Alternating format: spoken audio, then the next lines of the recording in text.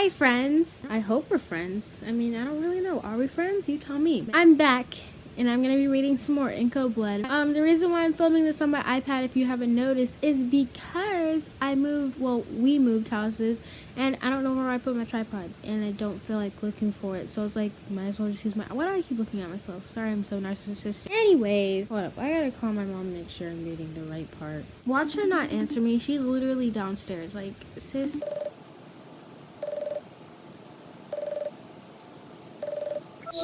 What? Hi. I'm gonna be starting at the beginning of the corner, and I'm gonna be ending on 262. So it's more like 11 pages, but you know what? We'll deal for today.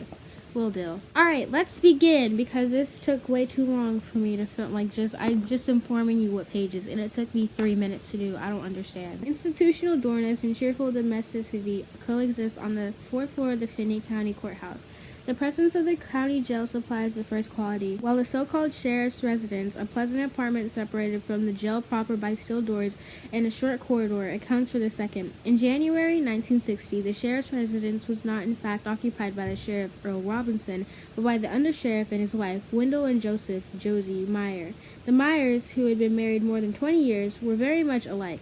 Tall people with weight and strength to spare, with wide hands, square and calm and kindly faces. The last being most true of Mrs. Meyer, a direct and practical woman who nevertheless seems illuminated by a mystical serenity. As the sheriff's helpmate, her hours are long. Between 5 in the morning, when she begins the day by reading a chapter in the Bible, and 10 p.m., her bedtime, she cooks and sews for the prisoners, darns, does their laundry, takes splendid care of her husband, and looks after their 5-room apartment with its gimlet, melange of plump hassocks and squashy chairs and cream-colored lace window curtains. The Myers have a daughter, an only child, who is married and lives in Kansas City, so the couple live alone, or, as Mrs. Meyer more correctly puts it, alone except for whoever happens to be in the ladies' cell. The jail contains 6 cells. The sixth, the one reserved for female prisoners, is actually an isolated unit situated inside the sheriff's residence. Indeed, it adjoins the Myers' kitchen. But, says Josie Meyer, that don't worry me. I enjoy the company, having somebody to talk to while I'm doing my kitchen work. Most of these women, you got to feel sorry for them. Just met up with old man trouble is all. Howard Hickok and Smith have a different matter. Far as I know, Harry Smith was the first man ever stayed in the ladies' cell. Wait, what? Why are they in the women's jail? The reason was the sheriff wanted to keep him and Hickok separated from each other until after their trial. Oh, why didn't I just read further? Then maybe I would have known. I mean, at least we all know that nothing bad will happen to him in the showers now, so it's good for him. Unless he's... Never mind. The afternoon they brought them in, I made 6 apple pies and baked some bread, and all the while kept track of the goings on down there on the square. My kitchen window overlooks the square. You couldn't want a better view.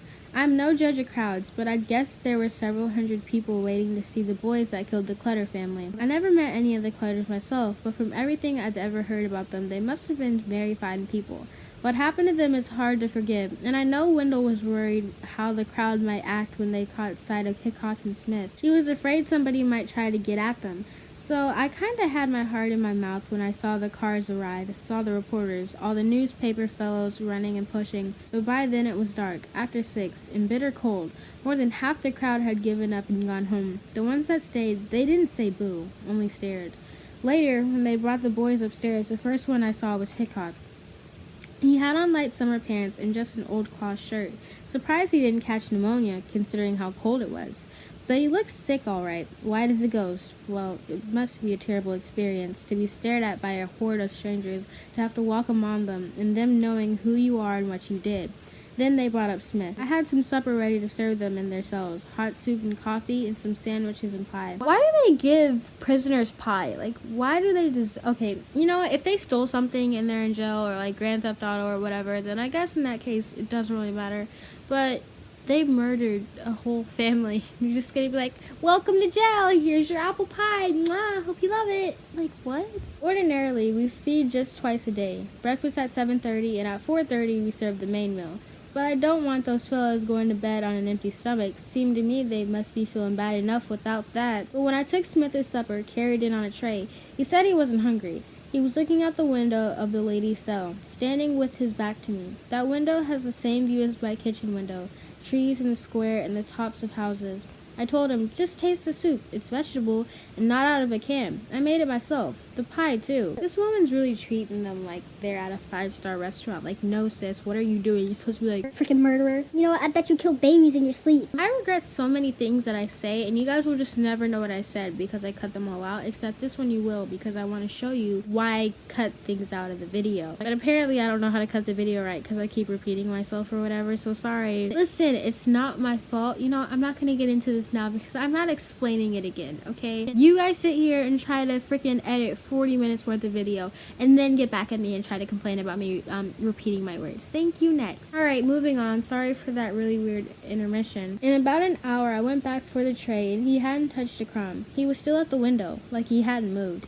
It was snowing, and I remember saying it was the first snow of the year, and how we'd had such a beautiful long autumn right till then.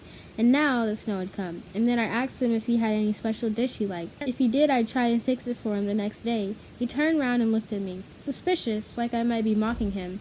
Then he said something about a movie. He had such a quiet way of speaking, almost a whisper.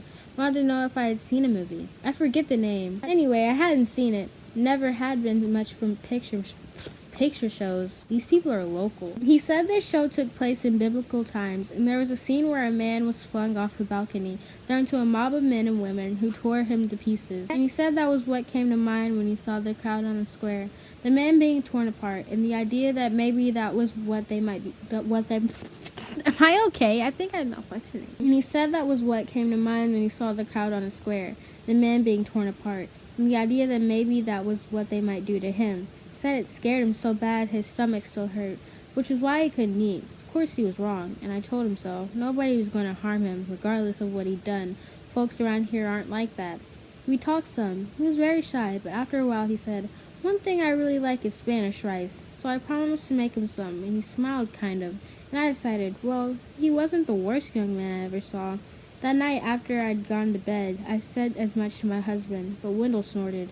Wendell was one of the first on the scene after the crime was discovered.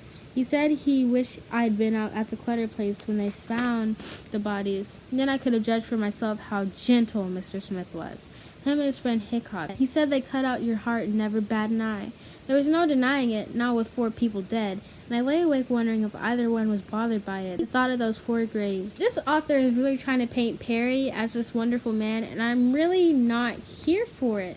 Like, I don't want to feel bad for Perry. Like, I don't want to feel sympathy for this man because he killed 4 people. But, like, he doesn't even seem like he's the type, and it makes me mad. So, like, if you didn't want to kill these people, then why'd you do it in the first place? A month passed, and another, and it snowed some part of almost every day. Snow whitened the wheat tawny countryside. Yet the streets of the town hushed them. The topmost branches of a snow-laden elm brushed against the window of the lady's cell. Squirrels lived in the tree, and after weeks of tempting them with leftover breakfast scraps, Perry lured one off of a branch onto the windowsill and through the bars. It was a male squirrel with auburn fur. He named it Red, and Red soon settled down, apparently content to share his friend's captivity. Harry taught him several tricks, to play with a paper ball, to beg, to perch on Perry's shoulder. All this helped to pass time, but still there were many long hours the prisoner had to lose.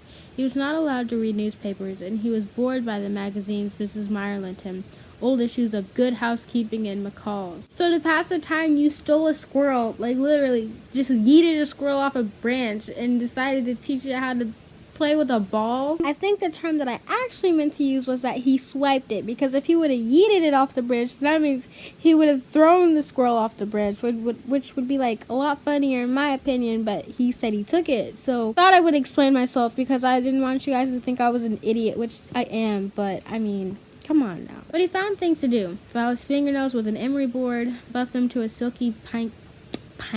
Y'all hear that? I'm so sorry I keep stopping, okay? I'm just gonna read. I'm not gonna comment anymore from here on out. Comb and comb his lotion-soaked and scented hair, brushed his teeth 3 and 4 times a day, shave and shower almost as often. And he kept a cell which contained a toilet, a shower stall, a cot, a chair, a table, as neat as his person. He was proud of a compliment Mrs. Meyer had paid him. "Look," she had said, pointing to his bunk, "look at that blanket. You could bounce dimes." But it was at the table that he spent most of his waking life. He ate his meals there. It was where he sat when he sketched portraits of red, drew flowers in the face of Jesus, in the faces and torsos of imaginary women. And it was where, on cheap sheets of ruled paper, he made diary-like notes of day-to-day occurrences. Thursday, January 7th, Dewey here, brought carton cigarettes, also typed copies of the statement for my signature. I declined. The statement, a 78-page document which he had dictated at the Finney County Court stenographer, recounted admissions already made to Alvin Dewey and Clarence Dunce. Dewey, speaking of his encounter with Perry Smith on this particular day, remembered that he had been very surprised when Perry refused to sign the statement. It wasn't important. I could always testify in court as to the oral confession he'd made to Dunce and myself. And of course Hickok had given us a signed confession while we were still in Las Vegas, the one in which he accused Smith of having committed all 4 murders. But I was curious. I asked Perry why he changed his mind, and he said, "Everything in my statement is accurate except for 2 details.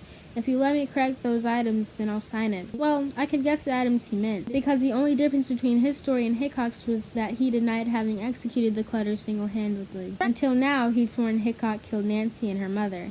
And I was right. That's just what he wanted to do, admit that Hickok had been telling the truth, and that it was he, Perry Smith, who had shot and killed the whole family. He said he'd lied about it because, in his words, "I wanted to fix Dick for being such a coward, dropping his guts all over the goddamn floor." And the reason he decided to set the record straight wasn't that he suddenly felt any kinder towards Hickok. According to him, he was doing it out of consideration for Hickok's parents, said he was sorry for Dick's mother, said, "She's a real sweet person. It might be some comfort to her to know Dick never pulled the trigger. None of it would have happened without him. In a way, it was mostly his fault, but the fact remains I'm the one who killed them." But I wasn't certain I believed it, not to the extent of letting him alter his statement. As I say, we weren't dependent on a formal confession from Smith to prove any part of our case. With or without it, we had enough to hang them 10 times over. Among the elements contributing to Dewey's confidence was the recovery of the radio and pair of binoculars the murderers had stolen from the Clutter house and subsequently disposed of in Mexico City, where, having flown there for the purpose, KBI agent Harold Nye traced them to a pawn shop. Moreover, Smith, while dictating his statement, had revealed the whereabouts of other potent evidence. "We hit the highway and drove east," he'd said in the process of describing what he and Hickok had done after fleeing the murder scene. "Drove like hell, Dick driving." I think we both felt very high. I did. Very high and very relieved at the same time. Couldn't stop laughing, neither one of us. Suddenly it all seemed very funny. I don't know why, it just did. But the gun was dripping blood and my clothes were stained. There was even blood in my hair. So we turned off onto a country road and drove maybe 8 miles till we were way out on the prairie. You could hear coyotes. We smoked a cigarette and Dick went on making jokes about what had happened back there. I got out of the car and siphoned some water out of the water tank and washed the blood off the gun barrel. When I scraped a hole in the ground with Dick's hunting knife, the one I used on Mr. Clutter, and buried it into the empty shells and all the leftover nylon cord and adhesive tape. After that, we drove till we came to US 83 and headed east towards Kansas City and Olathe. Around dawn, Dick stopped at one of those picnic places, what they call rest areas, where they have open fireplaces. We built a fire and burned stuff, the gloves we'd worn, and my shirt. Dick said he wished we had an ox to roast. He said he'd never been so hungry. It was almost noon when we got to Olathe.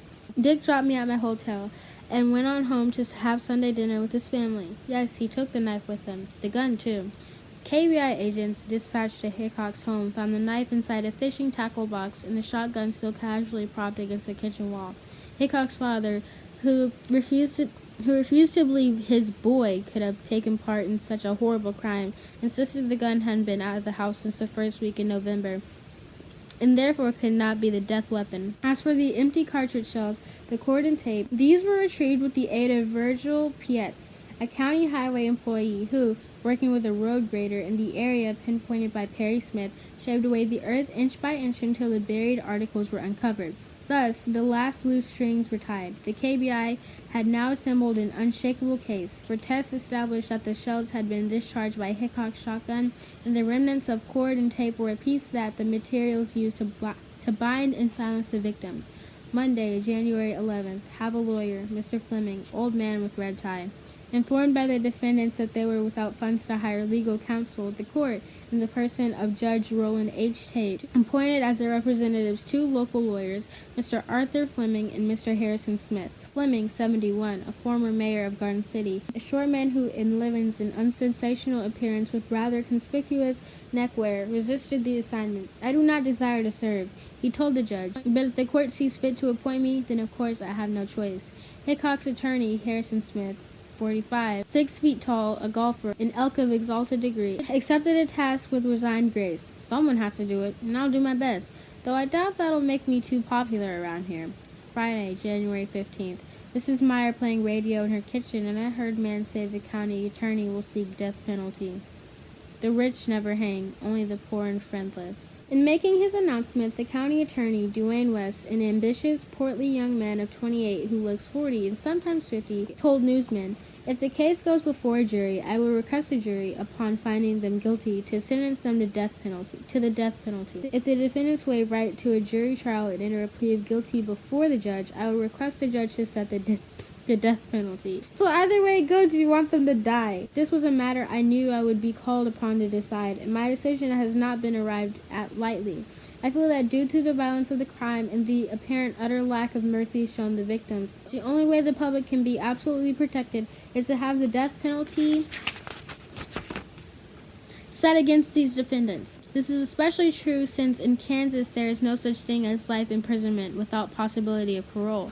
Persons sentenced to life imprisonment actually serve, on the average, less than 15 years.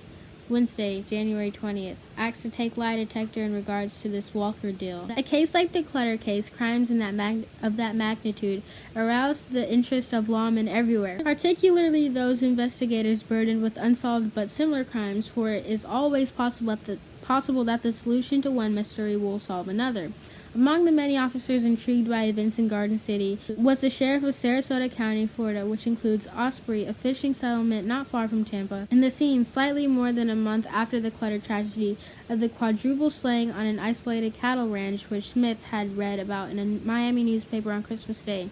The victims were again 4 members of a family, a young couple, Mr. and Mrs. Clifford Walker, and their 2 children, a boy and a girl, all of whom had been shot in the head with a rifle. Since the Clutter murderers had spent the night of December 19th, the date of the murders, in a Tallahassee hotel, Osprey Sheriff, who had no other leads whatever, was understandably anxious to have the 2 men questioned and a polygraph examination administered. Hickok consented to take the test, and so did Smith, who told Kansas authorities, I remarked at the time, I said to Dick, I'll bet whoever did this must be somebody that read about what happened out here in Kansas. A nut.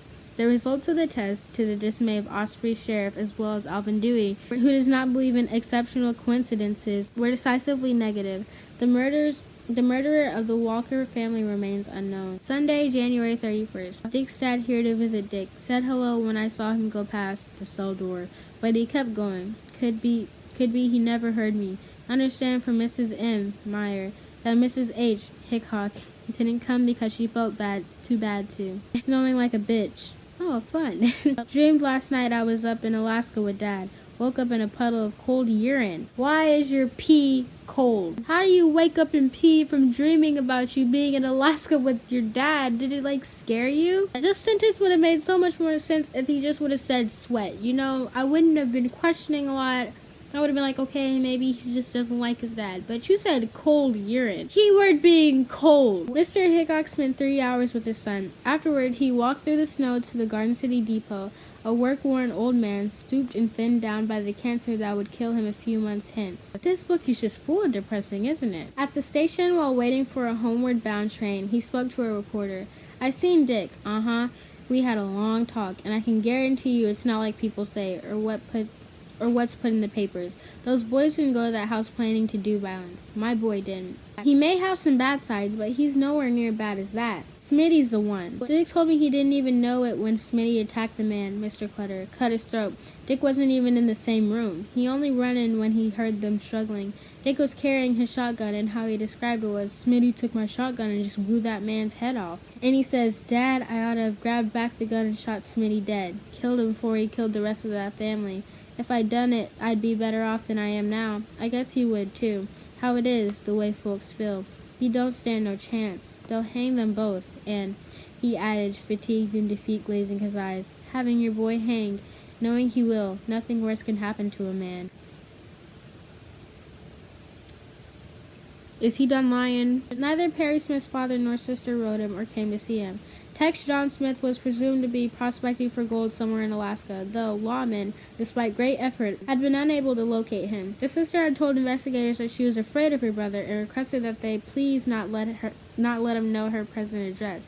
When informed of this, Smith smiled slightly and said, "I wish she'd been in that house that night. What a sweet scene." Except for the squirrel, except for the Myers, and an occasional consultation with his lawyer, Mr. Fleming, Perry was very much alone. He missed Dick. Many thoughts of Dick, he wrote one day in his makeshift diary. Since their arrest, they had not been allowed to communicate, and that, freedom aside, was what he most desired, to talk to Dick, be with him again. Dick was not the hard rock he'd once thought him. Pragmatic, virile, a real brass boy. He proved himself to be pretty weak and shallow, a coward. Still, of everyone in all the world, this was the person to whom he was closest at the moment, for they at least were of the same species, brothers in a breed of Cain. Separated from him, Perry felt all by myself, like somebody covered in sores, somebody only a big no would have anything to do with. But then one mid-February morning, Perry received a letter. It was postmarked reading Mass, and it read, "Dear Perry, I was sorry to hear about the trouble you are in, and I decided to write and let you know I remember you, and would like to help you in any way that I can. In case you don't remember my name, Don Cullivan. I enclosed a picture taken at about the time we met. When I first read about you in the news recently, I was startled, and then I began to think back to those days when I knew you. While we were never close personal friends, I can remember you a lot more clearly than most fellows I met in the Army. It must have been the fall of 1951 when you were assigned to the 761st Engineer Light Equipment Company at Fort Lewis, Washington. You were short. I'm not much taller. Solidly built, dark with a heavy shock of black hair and a grin on your face almost all the time. Since you had lived in Alaska, quite a few of those fellows used to call you Eskimo. One of my first recollections of you was at a company inspection in which all the footlockers were opened for inspection. As I recall it, all the footlockers were in order, even yours, except that the inside of your footlocker was plastered with pin-up girls. The rest of us were sure you were in for trouble. But the inspecting officer took it in stride, and when it was all over, he let it pass. I think we all felt you were a nervy guy. I remember that you were a fairly good pool player, and I can picture you quite clearly in the company day room at the pool table. You were one of the best truck drivers in the outfit. Remember the Army field problems we went out on? On one trip that took place in the winter, I remember that we were assigned to a truck for the duration of the problem. In our outfit, Army trucks had no heaters, and it used to get pretty cold in those cabs. I remember you cutting a hole in the floorboards of your truck in order to let the heat from the engine come into the cab. The reason I remember this so well is the impression it made on me, because mutilation of Army property was a crime for which you could get severely punished. Of course, I was pretty green in the Army and probably afraid to stretch the rules even a little bit, but I can remember you grinning about it and keeping warm, while I worried about it and froze. I recall that you bought a motorcycle and vaguely remember you had some trouble with it. Chased by the police, crack up, whatever it was the first time I realized the wild streak in you. Some of my recollections may be wrong. This was over 8 years ago, and I only knew you for a period of about 8 months. From what I remember, though, I got along with you very well and rather liked you. You always seemed cheerful and cocky. You were good at your Army work, and I can't remember that you did much griping. Of course, you were apparently quite wild, but I never knew too much about that. But now you're in trouble. I try to imagine what you are like now, what you think about. When I first read about you, I was stunned. I really was. But then I put the paper down and turned to something else. But the thought of you returned. I wasn't satisfied just to forget, or I am, or try to be, fairly religious, Catholic. I wasn't always. I used to just drift along with little thought about the only important thing there is. I never considered death or the possibility of a life hereafter. I was too much alive. Car, college, dating, etc. But my kid brother died of leukemia when he was just 17 years old. He knew he was dying, and afterwards I used to wonder what he thought about. And now I think of you and wonder what you think about. I didn't know what to say to my brother in the last weeks before he died, but I know what I'd say now.